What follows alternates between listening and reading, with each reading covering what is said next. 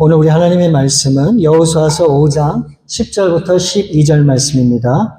여호수아서 5장 10절부터 12절 말씀 제가 봉독해 드리겠습니다. 또 이스라엘 자손들이 길갈에 진쳤고 그달 14일 저녁에는 여리고 평지에서 유월절을 지켰으며 유월절 이튿날에 그 땅의 소산물을 먹되 그날에 무교병과 볶은 곡식을 먹었더라. 또 그 땅의 소산물을 먹은 다음 날에 만나가 그쳤으니 이스라엘 사람들이 다시는 만나를 얻지 못하였고 그 해에 가나안 땅의 소출을 먹었더라. 아멘. 약속은 이루어집니다 라고 하는 제목으로 우리 함께 말씀을 나누겠습니다. 여러분, 성경에서 말씀하는 가나안 땅은 특별한 땅인데 그 이유는 하나님이 주시겠다라고 약속하신 땅이기 때문에 그렇습니다. 그래서 하나님께서 아브라함에게 이렇게 말씀을 하셨죠. 창세기 17장 8절 말씀에 보면 내가 너와 내 후손에게 내가 거류하는 이 땅, 곧 가나안 온 땅을 주어 영원한 기업이 되게 하고 나는 그들의 하나님이 되리라. 하나님께서 이 아브라함과 또 이 이삭과 야곱에게 가나안 땅을 주시겠다고 약속을 하셨고 이 약속이 이 모세와 여호수아에게까지 계속해서 이어져 가는 것을 우리가 성경을 통해서 확인할 수 있습니다. 그리고 이제 드디어 이 여호수아가 약속의 땅을 정복하기 앞서서 있었던 일들을 기록하고 있는 것이 바로 오늘 본문의 말씀입니다. 여러분, 애굽에서 출애굽한 그 남자의 숫자만 60만이라 그랬거든요. 그러니까 어린아이와 또 여자분들과 또 노인들을 다 감안을 하면 대부분의 학자들이 한 200만 명에서 250만 명 정도가 출애굽을 했다라고 그렇게 보고 있습니다. 그러니까 200만 명이나 되는 그 많은 사람들이 다 홍해를 건넜지만 결국 이 12명의 정탐꾼 사건으로 인해서 이 여호수아와 갈렙을 제외한 20세 이상의 모든 믿음이 없던 세대는 모두 다 광야에서 죽게 돼요. 그들은 가나안 땅에 들어가지 못하게 됩니다. 그러니까 이제 이 여호수아가 이끄는 신세대, 드디어 이 백성들이 요단강을 건너서 이제 가나안 땅에 들어가게 되고 드디어 길갈이라고 하는 곳에 이제 그 많은 사람들이 머물게 됩니다. 여러분, 이 길갈이라고 하는 곳은 이 이스라엘 백성들에게 새로운 시작을 알리는 굉장히 중요한 그런 장소로 우리 하나님께서 이끄세요. 자, 여호수아서 5장 9절 말씀에 보면 여호와께서 여호수아에게 이르시되 내가 오늘 애굽의 수치를 너에게서 떠나가게 하셨으므로 그곳 이름을 오늘까지 길갈이라 하느니라. 여러분, 이 길갈은 동그라미 또는 바퀴라고 하는 말인데 굴러내다, 굴러갔다 하는 어떤 그런 의미의 뜻으로 쓰여집니다. 그러니까 이 말은 모든 지난 과거를 청산했다, 정리했다 라고 하는 그런 의미로 우리가 해석을 할 수 있습니다. 그러니까 이 말은 이스라엘 백성들이 지난 애굽에서 430년간 노예로 살 때 그들이 당했던 과거의 아픔과 상처와 모든 수고를 바로 이 길갈에서 어떻게 했다고요? 다 하나님이 정산을 했다라고 하는 그런 말씀으로 주시는 거예요. 그러니까 여러분, 이 길갈은 어떻게 보면 이스라엘 백성들의 새로운 삶을 알리는 그런 뜻깊은 장소란 말이에요. 여러분도 그런 장소가 있죠. 이제 모든 지난 과거를 다 청산하고 정리하고 이제 새롭게 시작하는 그런 분명한 계기가 있어요. 그렇죠. 그게 장소가 될 수도 있고 여러분들의 어떤 그런 생각이 될 수도 있고 마음가짐이 될 수도 있고 그만큼 이 길갈은 굉장히 중요한 장소라고 하는 것을 우리가 알 수 있는데 동시에 하나님께서 이 길갈에서 두 가지의 중요한 의식을 행하라고 이 백성들에게 하나님이 명령을 하세요. 그 중에 첫 번째가 무엇인가? 그 첫 번째는 할례를 행하라고 하나님이 이 백성들에게 말씀을 하십니다.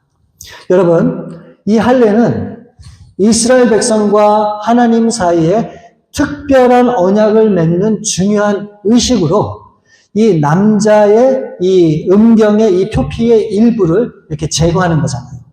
그래서 이 이스라엘 백성들은 태어난 지 8일 만에 반드시 할례를 행하게 되는데, 여러분, 애굽에서 이제 출애굽해서 그 광야로 오고 이제 이 광야에서 살게 된 이스라엘 백성들이 태어나게 되는데, 이 광야에서 태어난 이스라엘 백성들은 단 한 번도 이 할례를 행한 적이 없습니다. 지난 40년 동안.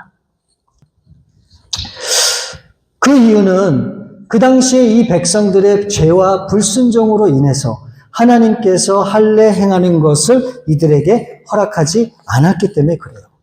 그래서 이 40년이라고 하는 세월 속에 할례를 받지 못한 이 신세대들이 이제 드디어 가나안 땅에 첫 발을 들여놓게 되는데, 비로소 하나님이 그들을 향해서 할례를 행하라고 말씀을 하고 있는 거예요. 그런데 이게 보통 문제가 아니에요. 왜 그러는가? 이제 이 이스라엘 백성들이 가나안 땅에 들어가서 이제 여리고라고 하는 첫 번째 관문을 통과를 해야 돼요. 이제 이 여리고성을 점령하고 저들을 정복해야 돼요. 그러니까 이제 앞으로 전쟁을 앞둔 그런 상황이란 말이에요. 그러니까 얼마나 중요한 그런 상황이 있습니까? 전쟁을 준비하기도 바쁜데 우리 하나님께서 이 백성들에게 뭐라고 말씀하시는가? 할례를 행하라는 거예요. 할례를 행하면 남자들이 어떻게 전투에서 싸울 수가 있겠습니까? 몸을 제대로 가눌 수가 있겠습니까? 그리고 만에 하나 이 소식이 이 여리고에 전해지면 그들이 먼저 쳐들어와서 선수 칠 수도 있잖아요.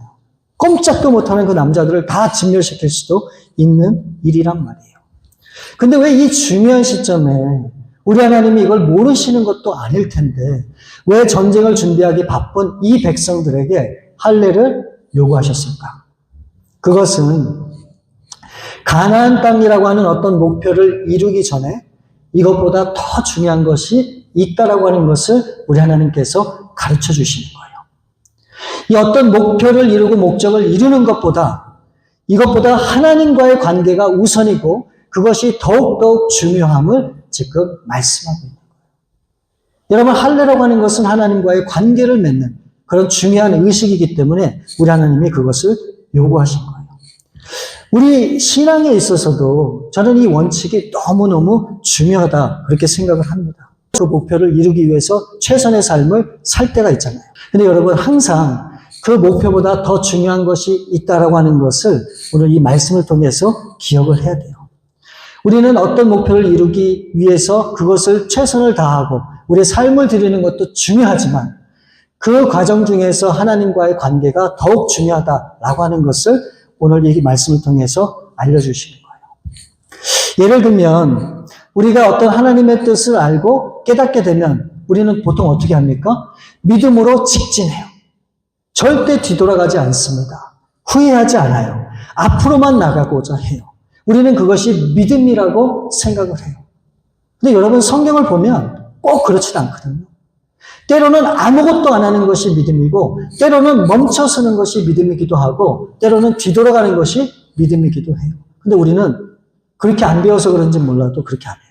무조건 돌격 앞으로만 나가는 것이 믿음이라고 생각할 때가 있어요. 그래서 어떤 분들은 어떤 주위의 어떤 의견이나 생각이나 이 환경을 중요하게 여기지 않아요. 자신이 생각하고 믿는 바가 옳다라고 생각하고 그것을 끝까지 주장하고 그것을 밀어붙이는 그런 분들을 종종 우리가 보게 돼요. 근데 여러분, 분명히 아시기 바랍니다. 하나님을 믿는 믿음이라고 하는 것은 무엇인가? 일의 진행과 성과가 아니라 그 모든 과정 중에 우리 하나님과 함께 했느냐, 이것이 너무너무 중요하다고 하는 거예요.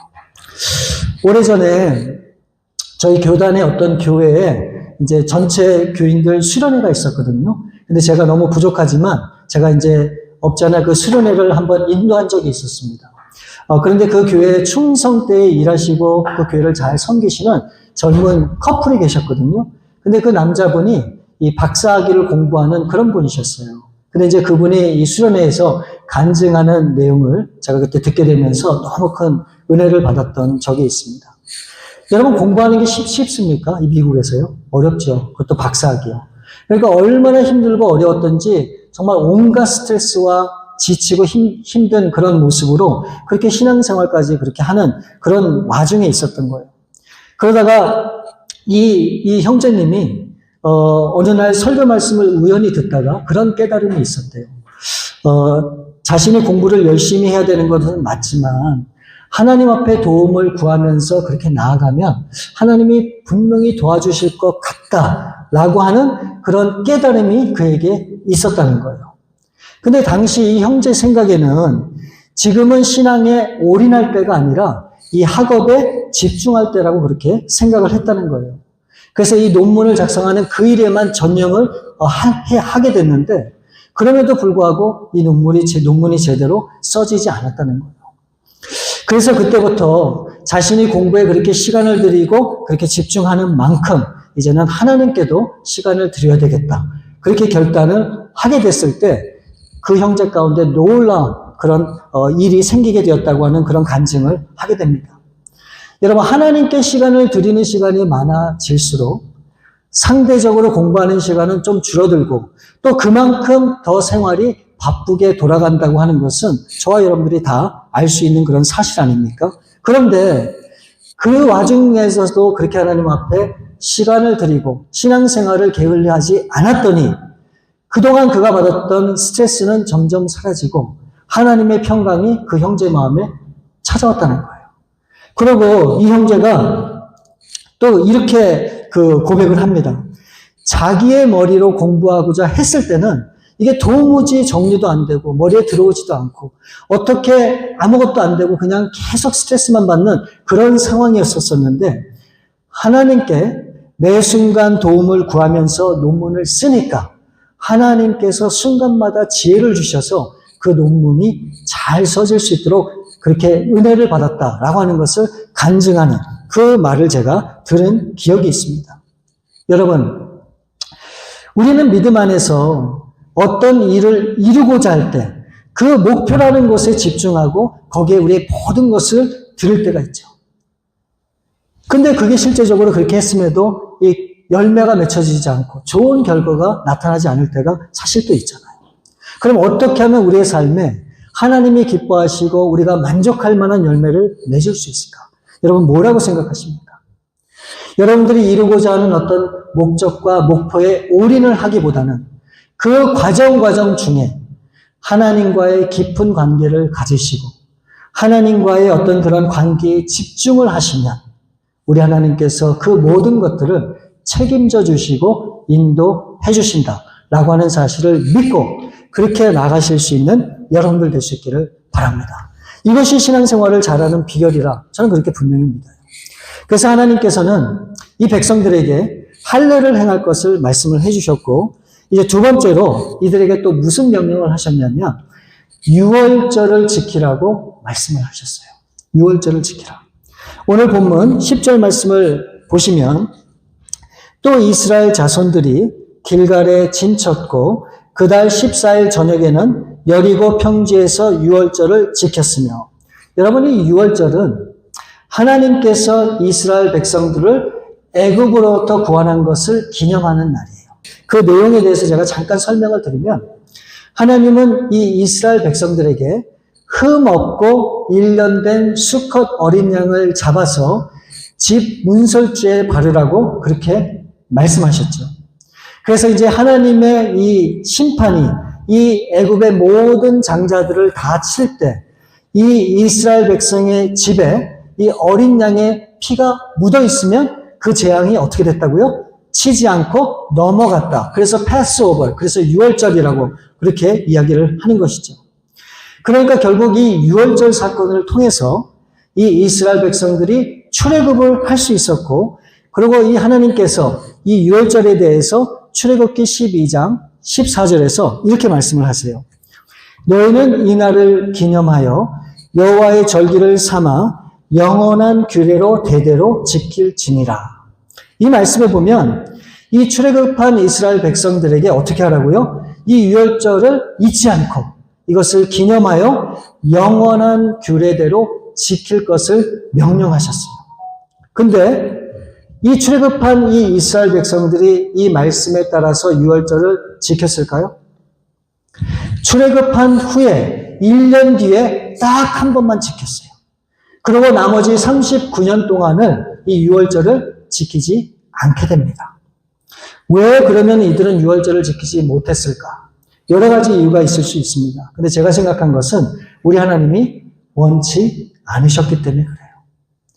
자, 그렇다면 할례도 그렇고 이 유월절도 그렇고 그동안에 이 백성들이 전혀 지키지 않았던 것을 왜 이제 하나님께서 다시 지키라고 말씀을 하셨을까?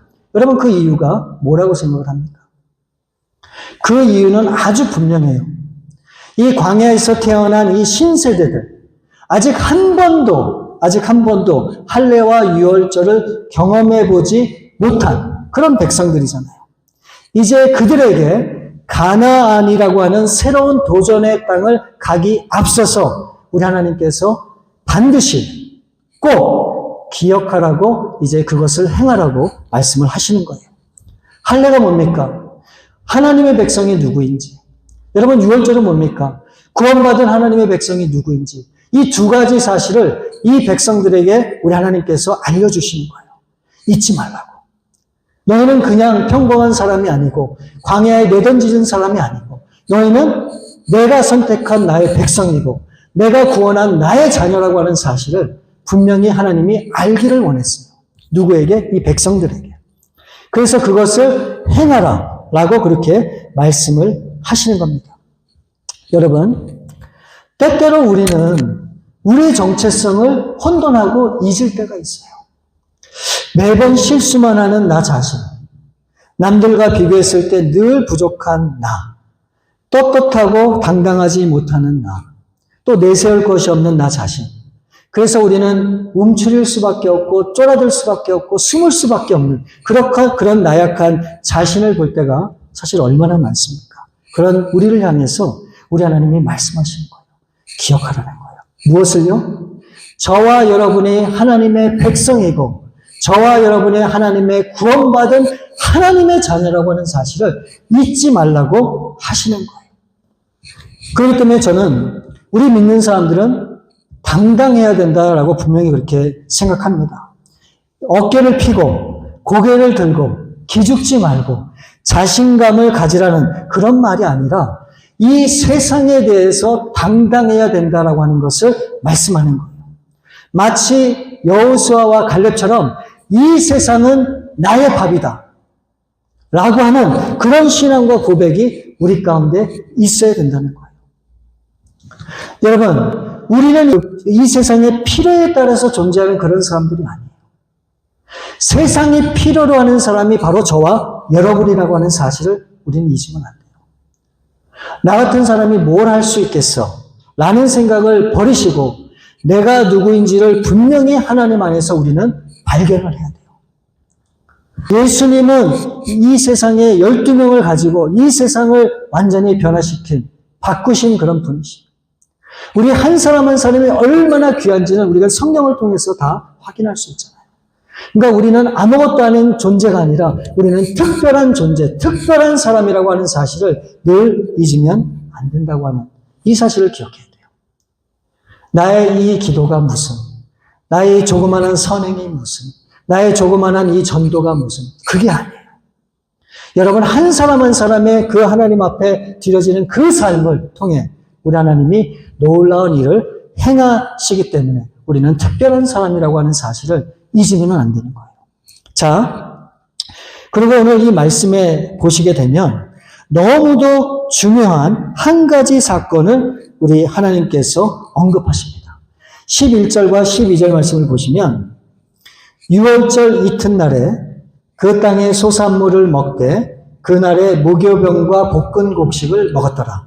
또 그 땅의 소산물을 먹은 다음 날에 만나가 그쳤으니 이스라엘 사람들이 다시는 만나를 얻지 못하였고 그 해에 가나안 땅의 소출을 먹었더라.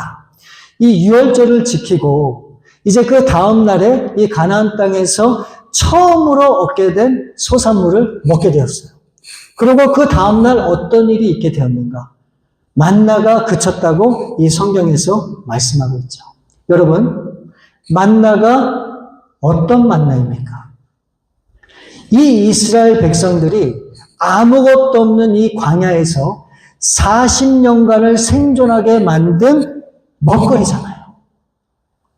근데 이 만나가 이제 더 이상 내려오지도 않고 그 만나를 이제 더 이상 먹을 수도 없다고 얘기하고 있는 거예요. 여러분, 이 말은 뭡니까? 이제 이 백성들이 앞으로 살아가기 위해서는, 생존하기 위해서는 어떻게 해야 된다는 겁니까? 농사를 짓고 일을 해야만 살아갈 수 있다라고 하는 것을 의미하는 거예요.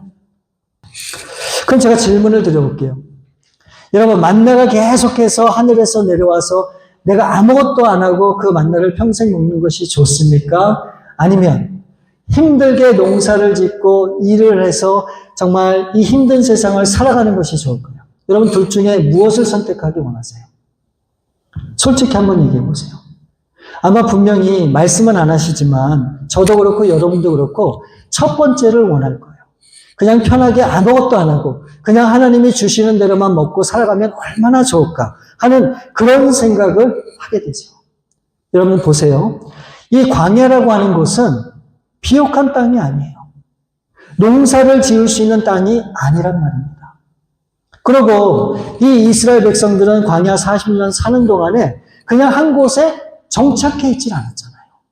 구름 기둥과 불 기둥이 인도하는 대로 하나님의 인도하는 그 걸음을 따라서 계속해서 이동을 할 수밖에 없었던 그런 상황이란 말이에요. 그러니까 그런 상황 속에서 하나님이 매일 필요한 만큼의 만나를 주시면 그 만나와 메추라기를 먹으면서 그렇게 생존을 이어갔던 것이 바로 이스라엘 백성들의 삶이잖아요. 그러니까 이것이 광야에서 이 하나님이 이들에게 베푸신 은혜라고 하는 것을 우리가 분명히 알 수 있죠. 자, 그런데 이제 가나안 땅에 들어가서 그 땅에 이 소산물을 먹게 됐을 때 만나가 그쳤다고 얘기하고 있어요. 그러니까 이제는 더 이상 만나를 얻을 수 없고 이제는 가나안 땅에서 어떻게 해요? 수고와 노동을 해야만 이 소산물을 얻어 살아갈 수 있다라고 하는 거예요. 그럼 이것도 은혜일까요? 이것도 은혜일까요? 노동을 하고 수고를 해야 되는데 이것도 은혜일까요? 광야에서는 하나님이 그냥 내려주신 것이 은혜였었잖아요. 근데 이제는 그것을 그치고 우리로 하여금 수고해서 먹거리를 먹을 수 있게끔 하셨는데 이것도 은혜라고 여러분 생각하세요? 왜 대답을 못 하시죠? 예, 우리는 은혜라고 생각 안 할 때가 있어요. 그냥 편하게 얻은 거, 하나님이 주셔서 누리는 거, 이것이 은혜라고 생각해요. 노동하고 힘들게 일하고 내가 뭔가를 해야 되는 것은 이것은 은혜가 아니라고 생각할 때가 있단 말이에요. 근데 시편 128편 1절과 2절 말씀을 보시면 여호와를 경외하며 그의 길을 걷는 자마다 복이 있도다. 내가 내 손이 수고한 대로 먹을 것이라. 내가 복되고 형통하리로다. 여러분, 여호와를 경외하는 자의 복되고 형통한 삶이 이 말씀에 비춰보면 뭐라고 말씀합니까? 자기 손으로 수고한 것을 먹는 것이 그게 형통하고 복된 삶이라고 분명히 말씀하고 있어요. 자, 보세요. 어린 아이가 있을 때 부모가 그 아이를 먹여서 키우잖아요. 근데 이제 아이가 성인이 되었을 때도 먹여주는 부모가 있나요? 없어요. 만약 있다면 여러분들 뭐라 그래야 돼요? 그런 분들한테. 이스라엘 백성들이 어린아이 같았을 때는 하나님께서 일일이 다 간섭해 주셨어요. 만나도 주시고 홍해도 건너게 하시고 물도 주시고 손 하나 까딱 안 하고 손을 들면 전쟁에서 이기고 손을 내리면 지게 만드시는 모든 것을 하나님이 공급해 주시고 책임지시는 그런 삶이 있었어요. 그런데 이 백성이 이제 아이를 벗어나서 청년이 되고 어른이 되어 가는데 이제 하나님께서는 어떻게 하십니까? 이제 그 모든 상황 가운데서 하나님이 하시는 그 역사를 바꿔가세요. 어떻게 해요? 더 이상 마음대로 공급해주고 채워주시는 것이 아니라 이제는 가나안 땅을 향해서 말씀을 하세요. 너희들이 직접 그 땅을 정복하라고 하나님이 명령을 하십니다. 내가 그 땅을 정복할 수 있는 힘과 능력을 줄 테니 나를 믿고 믿음의 도전을 하라고 말씀하세요. 이제 그 모든 것들을 성취하는 것은 내가 하는 것이 아니고 너의 몫이라고 하나님이 분명히 말씀하시는 거예요. 여러분, 가나안 땅은 하나님이 약속하신 땅이에요. 아브라함부터 지금까지 계속해서 이어진 하나님의 약속이란 말이에요. 하나님의 이 약속을 이뤄가기 위해서 하나님께서 이 백성들에게 할례를 베푸시고 유월절을 지키게 하시고 이제 믿음으로 도전하게끔 하나님이 챌린지를 하시는 거예요. 이스라엘 백성들이 뭘 경험한 게 있습니까? 광야 40년 동안. 하나님이 주시는 것들만 받아먹었죠. 이들이 뭘 할 수 있겠어요? 힘도 없지요, 능력도 없죠, 경험도 없죠. 그런데 그런 나약한 백성들을 향해서 우리 하나님이 말씀하세요. 이제 가나안 땅은 너희들의 몫이니 너희들이 가서 그 땅을 정복하라고 말씀하는 거예요. 아니 이게 이 백성들에게 쉬운 말입니까? 말도 안 되잖아요. 뭔가 할 수 있는 능력이 있고 근거가 있고 뭐가 있어야 그것을 할 텐데 그렇게 하나님이 사정을 안 봐주시고 정복하라는 거예요. 여러분, 오늘 우리가 정복해야 될 가나안 땅이라고 하는 이 세상이 있어요. 이것은 하나님이 우리에게 정복하라고 맡겨주신 땅이에요. 그리고 그 약속을 따라서 우리는 어떻게 됩니까? 이 땅을 정복해야 돼요. 어떤 정복이요? 그리스도의 사랑을 나누고 그리스도의 복음을 나누고 죽어져가는 영혼들을 하나님 품으로 인도하는 그 사명을 우리가 감당해야 되는 거예요. 나는 그거 못하는데요. 나는 말도 잘 못하는데요. 할 수 있는 권능과 능력이 아무것도 없는데요. 나는 그저 내 삶 가꾸기도 바쁜데 내가 뭘 할 수 있겠습니까? 여러분, 이 여호수아가 이끄는 신세대 이 백성들은 그런 나약한 마음이 없었단 말이에요. 이 여호수아가 그 백성들에게 명령하고 이 백성들이 그 명령을 하나님의 명령으로 받고 믿음의 도전을 시작하는 것을 우리가 이 말씀을 통해서 보게 되는 거예요. 그리고 결국은 이 여호수아가 그 가나안 땅을 정복하게 되죠. 여러분, 이게 우리 하나님이 저와 여러분에게 주신 사명이에요. 하나님이 교회를 세우신 이유, 하나님이 여러분들을 부르신 이유가 뭡니까? 제가 늘 말씀드리지만 우리끼리 행복하게 잘 살고 만족하고 누리면서 사는 그런 삶을 위해서 우리를 만나주셨나요? 그리고 우리에게 복을 주셨나요? 아니에요. 하나님이 우리에게 주신 모든 것들을 통해서 어떻게 하라고요? 이제 약속을 믿고 이 가나안 땅을 향해서 도전하기를 원하시는 거예요. 도전하기를 원하시는 거예요. 여러분, 이 도전은 어린아이든 어른이든 누구나 할 수 있는 거예요. 내가 육체가 안 따르면 기도할 수 있잖아요. 내가 몸이 힘들면 얼마든지 하나님 앞에 간구함으로 나갈 수도 있잖아요. 내가 건강하면 나의 건강한 몸을 통해서 하나님을 섬길 수도 있잖아요.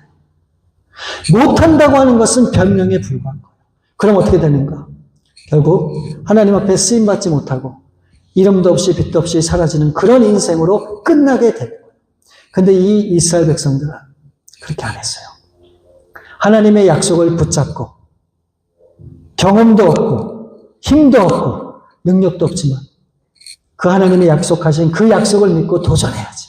그리고 도전을 했을 때 결국 이 가나안이라고 하는 그 엄청난 세력을 물리치고 가나안 땅을 정복하는 그런 놀라운 하나님의 은혜를 경험하게 되는 거예요.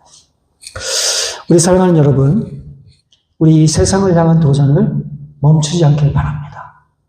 여러분들이 가정에서, 직장에서, 여러분들이 처해져 있는 그 곳곳에서 우리 하나님이 여러분에게 원하시는 일들을 작은 것 하나부터 실천해 가세요.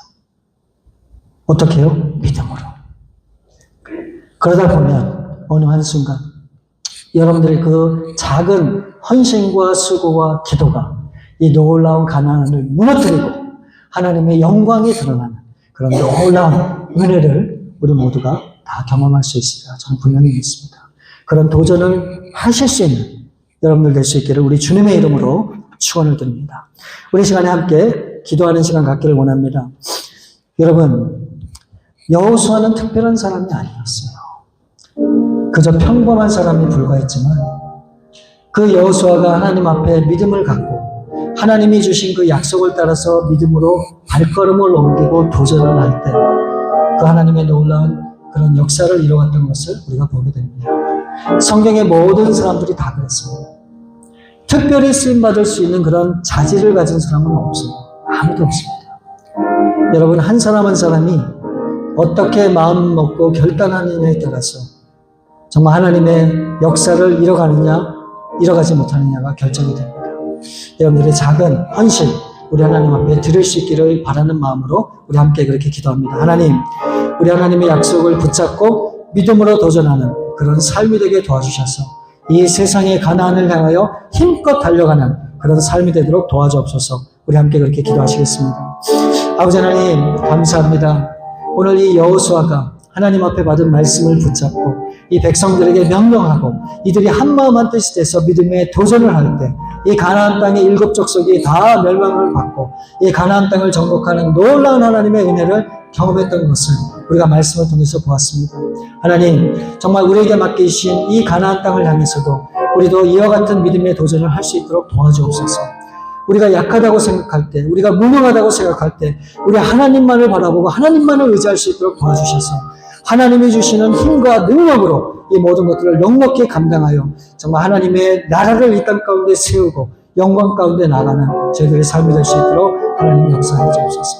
우리 베다니 교회 한 분 한 분마다 정말 그와 같은 믿음을 가지고 정말 살아가는 귀한 삶이 되도록 주옵소서. 우리 참으로 좋으신 아버지 하나님 감사합니다.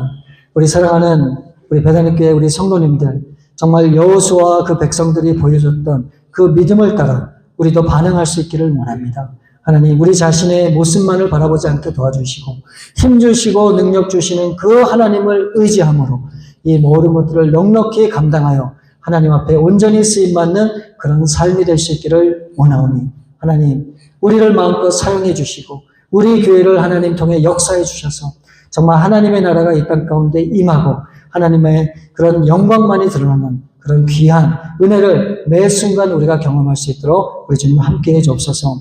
아버지 하나님 정말 우리 한 분 한 분마다 정말 주어진 삶과 그 형편과 그 모든 모습들이 어떤지는 우리는 알 수 없지만 우리 하나님께서 아시오매 하나님 필요한 것들을 모두 다 채워주시고 회복시켜주시고 고쳐주시고 다시 한번 우리 하나님의 손에 붙들려 하나님 앞에 영광 돌리는 그런 삶이 될 수 있도록 역사해 주시옵소서. 모든 것을 우리 주 앞에 감사함을 드렸고 거룩하신 주 예수 그리스도의 이름으로 기도 올려옵나이다. 아멘.